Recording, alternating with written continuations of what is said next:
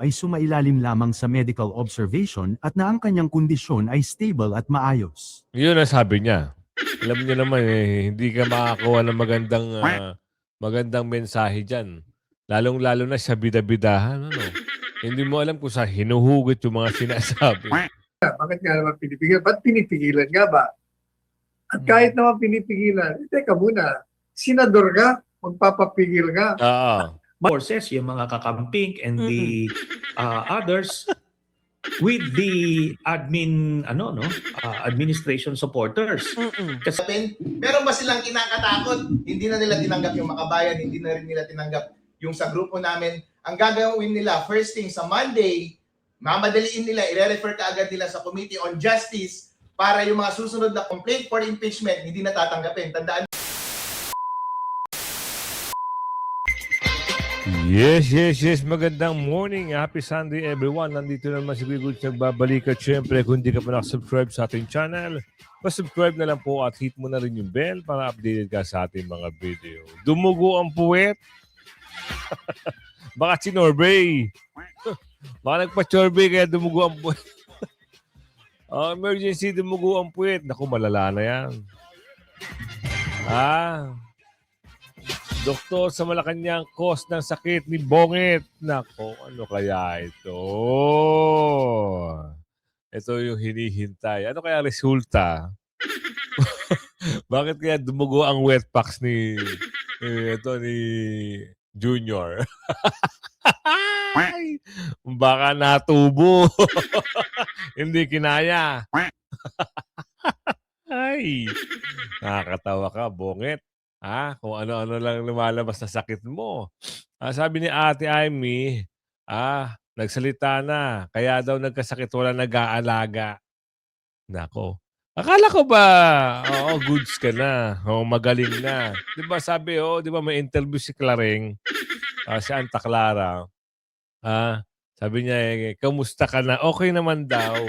Wag daw magsaya, wag magsaya. Naku, mukhang iba ata yung saya ngayon ng taong bayan. Kasi dumugo ang wet pack. Dalawa lang yan. Kung di ka may cancer, meron ka almonaras. O kaya, tinubo ka sa wet packs. Diba? Alamin natin yung mamaya. At mamaya, World War III sa Senado.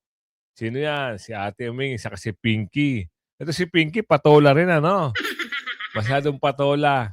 Hindi natin alam kung Pinky ba talaga o may lantik ang kamay. Kasi pumapatol eh. Diba? Sandro, tinangging hinarang impeachment. Naku, halata naman kayo. Huwag nyo kami pinagluloko. Alam na ng mga taong bayan ng Caracas nyo.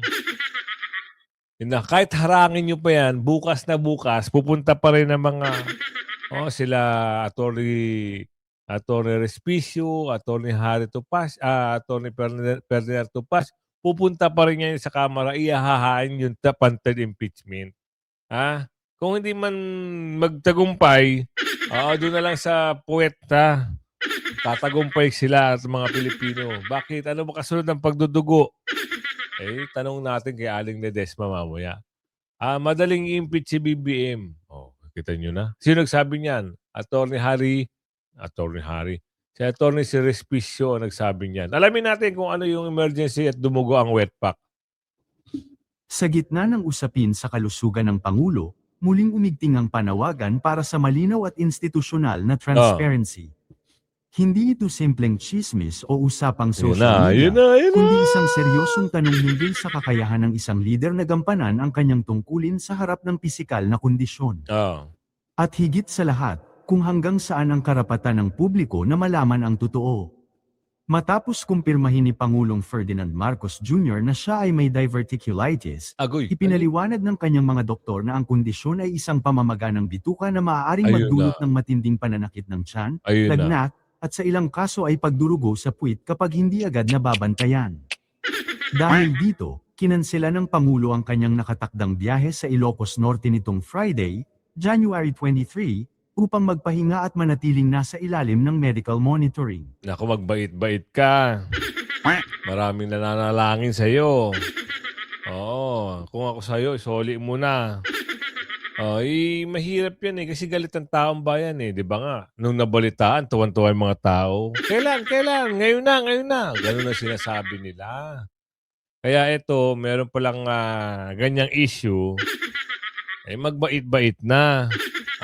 Pakulong mo na yung pinsan mo, tapos sumunod ka na. Ay. Ayon sa Presidential Communications Office, dumanas ang Pangulo ng discomfort noong Wednesday ng gabi at nagpalipas ng magdamag sa isang pribadong ospital Bakit bilang sa bahagi pribado? ng precautionary measures. Naku po. Dalawang aktibidad sana ang dadaluhan ng Pangulo sa Lawag City, kabilang ang inaugurasyon ng bagong passenger terminal ng Paliparan at ang paglulunsad ng Gabay ng Bayan program, subalit hindi ito itinuloy alinsunod sa payo ng kanyang medical team. Sinabi ni Palace Press Officer Claire Castro na ang Pangulo ay sumailalim lamang sa medical observation at na ang kanyang kondisyon ay stable at maayos. Yun ang sabi niya. Alam niyo naman hindi ka makakakuha ng magandang mensahe dyan. Lalong-lalo na sa bida-bidahan. Hindi mo alam kung saan hinuhugot yung mga sinasabi. Kilala niyo yung under. Hindi mo alam yung salita niya kung binigay ba ng statement ba talaga ng nakaupangulo o statement niya lang. Di ba? At saka nakakatakot to. Emergency, dumugo ang wet pack. Nakakatakot yan. Maaring, kasi damaga ang bituka. Di ba? Anong sunod na sunod niyan? Magkikimo. Buti sana kung bata-bata pa. Kung lusaw na yung katawan sa pinagbabawal na candy, makakasurvive kaya. Kaya sabi nga doon, universe na ang magsasabi, ang susunod na presidente ay babae. Ito na siguro yun. Panahon Kita nyo, sa dami ng may galit sa inyo, talagang gusto ng taong bayan. Gusto ng taong bayan na talagang, ay nako, kung pwede lang magdesisyon ng taong bayan sa isang iglap, na sana ang presidente ay si BP Sara agad. Para naman makabawi-bawi, Para yung lahat ng inutang ay mabawas-bawasan man lang at yung mga kurap ay mabawasan talaga. Yun ang hinihiling ng taong bayan. Habang malinaw ang opisyal na pahayag ng palasyo, naging maingay naman ang social media matapos maglabas ng komento ang political commentator na si Eb Jugalbot. May kritikal daw na pasyente sa palasyo. Dami doktor sa paligid niya. Di magamot dahil high na high pa siya. Sinechite. Anya pa ay. Diverticulitis dahil coke use. According to Gemini, coke use is strongly linked to severe gastrointestinal complications that can mimic or exacerbate diverticulitis. Because symptoms mimic acute diverticulitis, appendicitis, or inflammatory bowel disease, it is crucial for healthcare providers to consider a history of cocaine use when these conditions are suspected but not confirmed. Dagdag pa niya, shit na malagkit. Pwede rin daw pala na isa ang rectal bleeding sa mga symptoms ng acute diverticulitis. Promise, sabi ng Gemini AI. Dagdag pa sa usapin, nagkomento rin ng political analyst at influencer na si Sasasot, na tumalakay naman sa isyu ng kakulangan sa tulog ng Pangulo. Ipinaalam naman nito kung bakit 5 oras na lang ang tulog ni Marcos Jr. Bakit daw? Chronic insomnia katumbas chronic cocaine user. Sa kanyang post, binanggit niya na ayon sa mga ulat ay 5 oras lamang umano ang tulog ng Pangulo kada araw, at iniuugnay niya ito sa chronic insomnia. Samantala, kumalat din online ang mga screenshot at pahayag na inuugnay ang diverticulitis sa paggamit ng ilegal na droga, gamit ang sagot ng isang artificial intelligence platform bilang batayan. Yan sabi. Sa gitna ng lahat ng ito, may isang influencer na nagbigay ng mas balanseng pananaw. Yan. Ayon sa kanya, hindi dapat ginagawang katatawanan ng kahit sinong lider ang sariling karamdaman, dahil ang kalusugan ng Pangulo ay may direktang epekto sa pamamahala ng bansa. Dagdag pa niya, ang problema ay hindi ang pagkakaroon ng sakit, kundi ang kakulangan ng malinaw, detalyado, at regular na impormasyon na nagdudulot ng haka-haka at disinformation. Dito pumapasok ang panawagan ng ilang sektor para sa isang malinaw na batas na mag-oobliga Pangulo at iba pang matataas na opisyal ng pamahalaan na magbigay ng beripikadong update tungkol sa kanilang kalusugan. Yun. Hindi upang ilantad ang pribadong buhay, kundi Hindi. Alam nyo, Kasi galit ang taong bayan eh. Talagang uungkatin at uungkatin. Kahit na sabihin mo yan ay, oo, hindi magandang pag-usapan. Sa sobrang galit nila, nananalangin na sila. Nakita nyo 2022 hanggang ngayon, di ba? Puro pangako. ICI, nasa na? Yung pakukulong na big fish, asa na? Alam niyo yung big fish na sinasabi? Oo, si Blue Martin. Yun ang hinahanap nila at yung mga iba pang congressman. Kaso wala.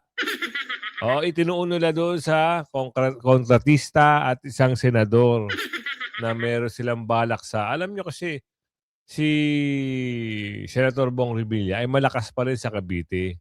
Maaari kasing tumakbo ng pagka-governor yan o anumang posisyon sa Cavite. Baka ginawa na naman ng kwento. Ito mga nakaupo na, alam niyo naman yung mga ugali nila eh. Ayaw magpatalo, no? Lahat na ng posisyon ata sa gobyerno, kinuha na. Diba? Mapunta tayo dito kay Ate Aming. Nagsalita na si Ate Aming eh. Hindi niyo inaalagaan sino to? Si BBM. Bakit daw? Ayan na nga ang sinasabi ko. Ayan, nagkasakit na nga si Bongbong, pambihira talaga. Wala kasing nag-aalaga sa kanya. Walang Sino ba nag-aalaga. dyan sa nakapaligid sa palasyo, sa dinami-dami ninyo, ang talagang nagmamahal sa kapatid ko? Yan Wala. lang ang tanong ko, no? Ang health Pinakikinabangan niya, lang. ang bibigay. Talaga naman. Kanya-kanyang agenda kayo dyan. Wala naman umaasikaso sa kanya. Kaya kung ako sa kanya, pangalagaan muna niya ang sarili niya. Magpalakas siya. Ayan. Talikuran na niya lahat ng nakapaligid dyan sa palasyo. Tama! Panggulo lang yan. Wala sa kanila ang talagang nagmamahal sa kanya. Totoo. At ayan, habang may sakit siya, kung ano-ano namang ginagawa nitong mga feeling presidente. Naku! Ayan ang problema. Diba? Sipin nyo kung ikaw ay namuno ng maganda, di sana walang babati ko sa'yo. Ang problema, pangit ang pinakita, pangit ang nakita, sumatotal, dirin-diri sa'yo ang taong bayan. Pinakikinabangan ka lang dyan sa palasyo kasi nakikinabang din sila. Yun sabi ni Ate Aming. Kung ako sa'yo, bago-baguhin mo na style mo, lahat ng mga maling gawi, tapon. Diba? Tapos ngayon, kausapin mo si BP Sara, kaso hindi na magpapabudol si BP Sara sa'yo. Senator Lacson, kay Amy Marcos, hindi ako bakla. Ano ka? Bakling. Hindi siya bakla. Lalong hindi daw bakling. Syokla lang pala. Sabi ko sa'yo, alam mo yung lalaking pumapatol sa babae, bakla yun. Talagang bakla yun. Kasi parang meron na ata itong issue dati. Sabi ni Aling Ledesma. Alamin natin Attorney Sal, ano po reaction niyo sa bago nilang word war? Yan. Yung dalawang balat kayo. Yun. Lacson Balat at si kayo Ivy, pala. nagsasabulutan. O yun ang ginamit sa bulutan, kaya nagagalit yung isa. Sa bunutan. Hindi raw siya bakla. Unang-una, Ping, ano bang kung bakla ka? Ano naman masama doon? Magagalit siya tuloy yung mga ibang gender. Kasi may pasarin ka. Hindi maganda kung ikaw ay isang hindi lalaki na sinasabi mo. Alam po ninyo, pag ang dalawang magkatunggali na nag-aaway, gagamitin na yung mga personal na bagay. Ibig lang sabihin doon, wala na silang katwiran na matino na itatapon sa isa't isa pang malaman ng kanilang pinag-aaway ang issue. Personalan na nga no? Kagaya doon, sinasabi niya, walang peke sa mukha niya. Kasi ang ang tinutukoy niya, itong si Amy, maraming peking mukha. Dahil nung ito'y hindi pa nagpapayos sa mukha, ang haba ng panga, di ba? Ilong, inayos din. Maraming inayos sa mukha niya, madalit sabi. Ako naman, if pinayos mo o hindi, yan irrelevant. Kung may isyong inilahad doon ka pumoko sa issue, hindi sa personal na bagay. Nako, yun nga naman. Kaya nung sinasabi niya, I mean, pinipigilan mo kami. Sabi niya, ba't mo kami pipigil sa'yo? May katwira naman siya. Bakit nga naman pinipigilan? Ba't pinipigilan nga ba? At kahit naman pinipigilan, teka muna, senador ka, magpapapigil ka. Oo. Mahina kang klaseng senador. Kung Yun napipigilan lang. ka. Oo, tama. Pangalawa, sabi mo, meron kang akusasyon na inutusan yung head ng committee, election, na pagtakpan si Martin. Siya na mag-deliver ka ng privilege speech mo, ngalanan mo. Yung problema hindi puro ka rin publisidad Ito namang isa, election, hindi naman daw niya pinagtatakpan. Hindi niya pinapatakpan, pero hindi naman niya tinatawag. Hindi niya sinusumpina si Tama. Martin. O, di ba? Pareho lang mo sila. Kaya, ayan dalawang balat kayo pala. Ayan ang sabi ni Atty. Sal. Oo nga naman, ang tagal-tagal ng panahon, bakit hindi sinubpina ito si Martin? Ano ba ang takot nila kay Martin? Anong problema nila kay Martin? Bakit? Sisingilin ba sila ni Martin? Doon sa nagbigay na kwarta o kahon? Ganun ba yun? Impeachment hinarang. Ito na. Magkakaalaman na tayo dito. Bukas. Kasi hindi pwedeng hindi umuwi Baka dahilan na lang yun na nasa Taiwan o kaya nagkasakit. Itong Secretary General. Huwag niyo hunlukuhin ang taong bayan. Kahit wala ho kayo, pwede ho kayong tumanggap ng mga reklamo. Di ba? Kung sasabihin nyo wala at nasa ibang bansa na naman kayo, lumipas na yung Sabado, Linggo. So, Lunes. Pwede kayong umuwi kung umaten lang kayo para tumanggap ng award. Wow. Matanggap pa talaga kayo ng award, Ibang bansa pa talaga. Wow, Hinarang ang impeachment. Alamin natin to. Itinanggi ni Congressman Sandro Marcos na sadyang hinaharang sa Kamara ang impeachment complaint laban sa Halata kanyang naman ama. kayo. May hamon naman ang isang kongresista kay Zaldico na gusto raw tumestigo laban sa Pangulo. Nasa frontline ng balitang yan, si JC Cosco. Hindi haharangin ng Kamara ang anumang ihahaing impeachment complaint. Yan ang tiniyak ni Presidential Son at House Majority Leader Congressman Sandro Marcos. Anya, tungkulin ng Kamara na aksyonan ang anumang reklamo laban sa impeachable officials. Kahit pa ito ay laban sa kanyang ama na si Pangulong Bongbong Marcos. Ang dating kongresista at buganting si Zaldico, handa raw tumestigo para mapa-impeach ang Pangulo. Ang sabi ni Congressman Zaldico, kung papayagan ako doon sa i-final ninyong impeachment to become a state witness, kahit nasa Zoom. Tinaglayan ni Batangas Representative Jervil Luistro, chairperson Pangit nito, no? Diyos ko po. ng House Committee on Justice na siyang dumidinig sa mga impeachment complaint.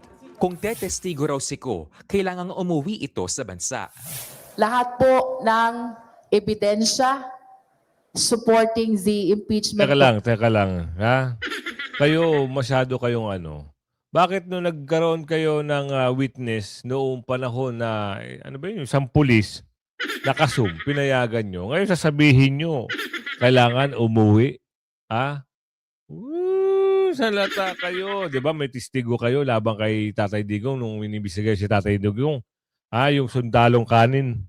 Yung pulis na kanin. Na mahilig asa na ngayon siya? Nagtatago pa rin. Di ba, in-interview nyo yun, inimbestigahan nyo, biasum lang din, pinapauwi nga. Ayaw nyo pauwiin Tapos sasabihin nyo, babanatan nyo dito, kailangan si Zaldico umuwi. Para saan? Pwede naman biasum, pwede naman siya magbigay ng testimonya, biasum.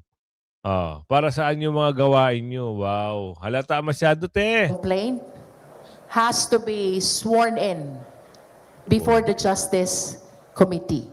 He has to come home. Ganon? Definitely. Si Ko ang nagdawit kay PBBM sa issue ng umano'y budget insertions. Pero isa rin si Ko sa itinuturing na big fish sa flood control scandal. Wanted din siya. Noong Miyerkules, naipadala na sa opisina ni House Speaker Boji D ang unang impeachment complaint laban sa Pangulo. Ilan sa mga inilatag na Huwag kayo grounds maniniwala dyan sa impeachment itong dalawa na to. Diyos ko po. Wala kayong makukuhang matino dyan. Diba? Mga, alam niyo yung mga sarswela, kwentong kutsero, ha? Yan ang makikita nyo. Dahil walang matibay na ebidensya itong mga ito laban doon sa inakaswa nila. Hindi kagaya ng panghuli o third impeachment complaint. Yun ang matibay. Yun ang may kayang-kayang ipapasibakin ito si Bonget. Kaya abangan natin. Sana bukas ng umaga tanggapin na nila nitong Kamara. 'Di ba? Para sa gano'n naman maging maayos na.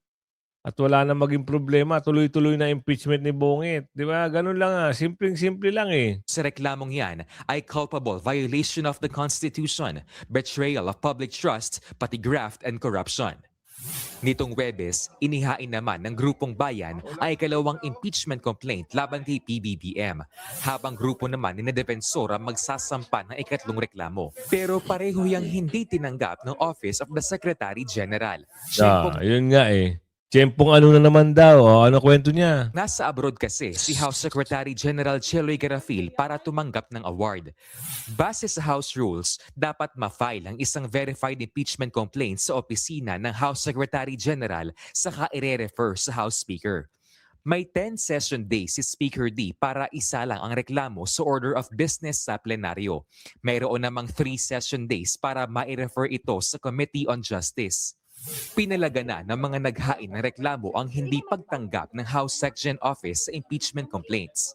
Pero depensa nila del Sur Representative Zia Alonto Adyong, hindi raw casual, clerical transaction o ministerial ang pagtanggap ng impeachment Wala complaint. talaga itong sasabihin ba no? Hindi raw casual, hindi raw ministerial. Anong gagawin? Diyos ko naman, boss, ang tagal mo na dyan sa Kamara. Hindi mo pa rin alam yung mga pinagagawa.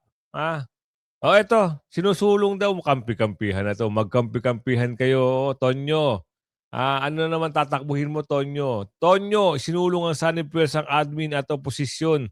Magsanib-sanib pa kayo. Gawin nyo na lahat. Lahat ng pinakamagaling nyo, ilaban nyo kay Bibi Sara. Hindi kayo mananalo. Isinusulong ni dating Senador Antonio Trillanes na magsanib puwersa ang oposisyon at administrasyon.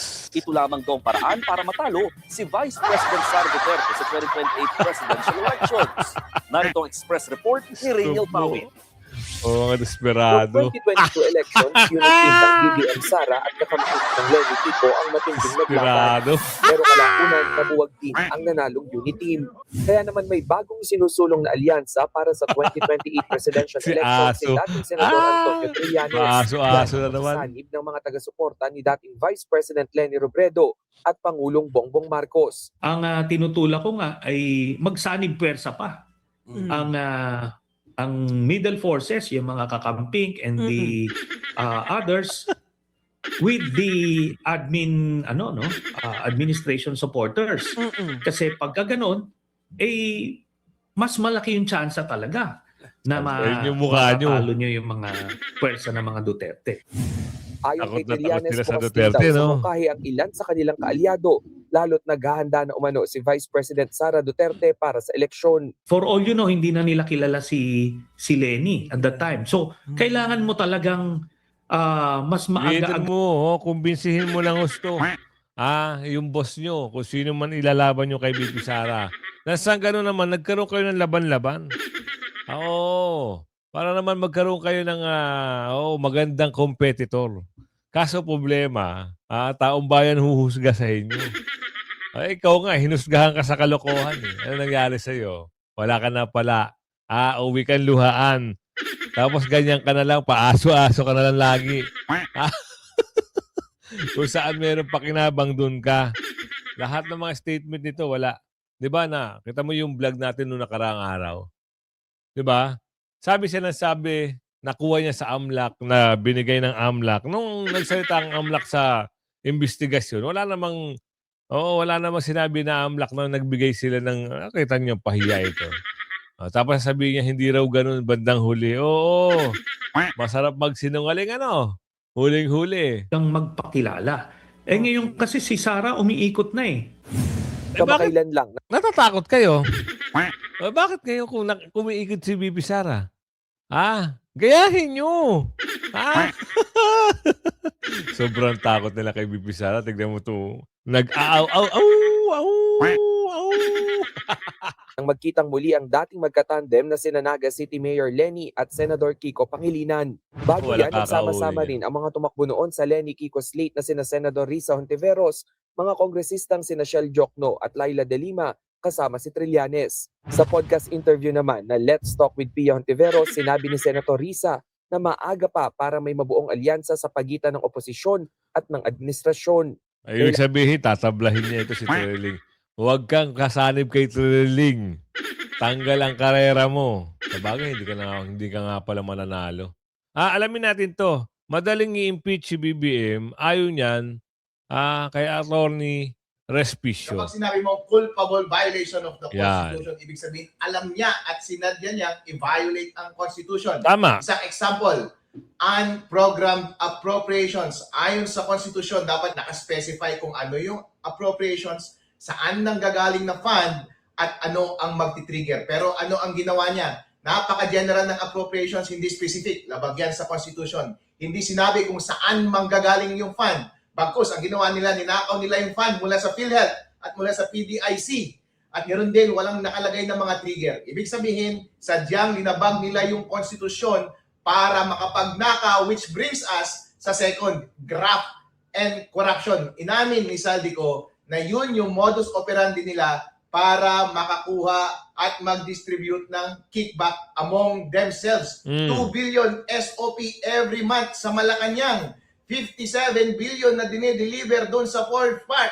Mali-maleta, in-identify niya lahat ng tao. Ngayon, ano ang palusot ni BBM? AI daw yung statement ni Zaldi. Kung baga, nasa korte tayo, nagkaaminan na merong malawakang daya, nagkaaminan na kung sino yung mga involved. Kilala natin yung grupo. Zaldi, si Romualdez, si BBM. Ang problema na lang ngayon ay nagtuturoan sila. Kumbaga, kung nasa korte tayo, yung credibility na lang ni Zaldi versus yung credibility ni BBM ang issue. Ngayon, sino ang mas paniniwalaan mo? Yung isang tao na detalyado ang kanyang kwento, specific, mukhang nagtutugma lahat ng kwento, o yung isa na ang depensa lamang ay AI? Kapag nas credible si Zaldico, pasok ka agad yung graft and corruption bilang maliwanag na ground doon sa impeachment, tanggal ka agad si BBM. Convicted ka agad siya on the ground of graft and corruption. Yung una na final nung Monday, napakahina, napakaikli. Merong mga general allegations, pero nasan yung proof? Nasan yung mga attachment? Alam natin, ang bawat abogado, kahit napakaganda ng allegation mo, pero ang pangit naman ng substantiation mo, matatalo ka. Yeah. Kung gusto mong matalo, ganun ang gagawin mo. And yun talaga ang plano nila. Ngayon, dumating yung mga substantive na mga impeachment complaint. Katulad ng impeachment complaint namin. Kami yung pinakabigatin na grupo na gumawa ng impeachment complaint. Kasama natin si Manuel Luna na attorney. Successful impeachment yung ginawa niya sa COMELEC Commissioner Bautista before. Nandyan si Mike Defensor, siya yung endorser ng impeachment ni ERAP. Nandyan si Chavit, dahil siya yung instrumental ng pagkatanggal kay ERAP noon. At nandyan din si Ferdinand Topacio, #1 political lawyer sa Philippines. Ilang araw namin pinaghirapan to. Mali-maleta ang aming impeachment complaint. Napakalinis, napaka-comprehensive, napakabigat dahil make sure namin na mako-convict talaga sa lahat ng counts and charges si BBM para matanggal siya sa pwesto. Tapos anong gagawin nila? Ayaw nilang tanggapin. Meron ba silang kinakatakot? Hindi na nila tinanggap yung Makabayan, hindi na rin nila tinanggap yung sa grupo namin. Ang gagawin nila, first thing sa Monday, mamadaliin nila, i-refer ka agad nila sa Committee on Justice para yung mga susunod na complaint for impeachment hindi na tatanggapin. Tandaan natin, sabi ng Supreme Court, merong sinasabi sa ating konstitusyon na once na-file na yung impeachment at nag-take action na yung Congress, ay hindi na pwede within 1 year na mag-file ng susunod na impeachment complaint. Ngayon, mag-i-start lamang yung bar kapag refer na sa Committee on Justice on Monday yung impeachment complaint. Kaya after Monday, barred na tayo from filing impeachment complaint kapag refer na nila yon sa Committee on Justice. Kaya dapat may file natin to before Monday! Ngayon, kung nakalusot lang yung unang impeachment lang, yung walang kwentang impeachment, hindi talaga andar yung impeachment laban kay BBM. Dismiss ka agad yun. Kahit yung impeachment complaint lang namin, ang i-refer ninyo sa Committee on Justice, ipepresenta namin yung mga pinakamagagaling na mga abogado at napakagandang witness, si Saldico. Bakit kaduda-duda ang unang impeachment po na ipinail Although nag-allege siya, pero nasan yung mga ebidensya mo? Nasan yung mga dokumento mo? Nasan yung mga USB attachment mo ng mga video, ng mga statements? Nasaan yung mga proof? Kapag ikaw ang abogado, alam natin na ang alegasyon na hindi sapat. Kahit maglagay ka dyan, pero ang hina mo naman mag-discuss, ang hina mo naman mag-argue, ang hina mo naman magpresenta ng ebidensya, sinasadya mo talagang matalo yung kaso. Kaya mahalaga na makakuha ka ng magaling na abogado every time na nagtatrial ka. Dahil baka matalo ka kapag mahina yung presentasyon mo ng iyong kaso. Hindi sapat na nag-submit siya ng complaint, na nag-allege siya ng mga grounds, pero dapat maayos ang presentasyon at mataas yung kalidad ng kanyang ebidensya. Hindi tayo makakaasa na mataas yung kalidad ng ebidensya kung 15 pages lamang yung complaint. At Ito saka nyo yung na? abogado na nag-file po ay parang connected kay First Lady Lisa Marcos. So nakakatawa talaga, parang drama ito.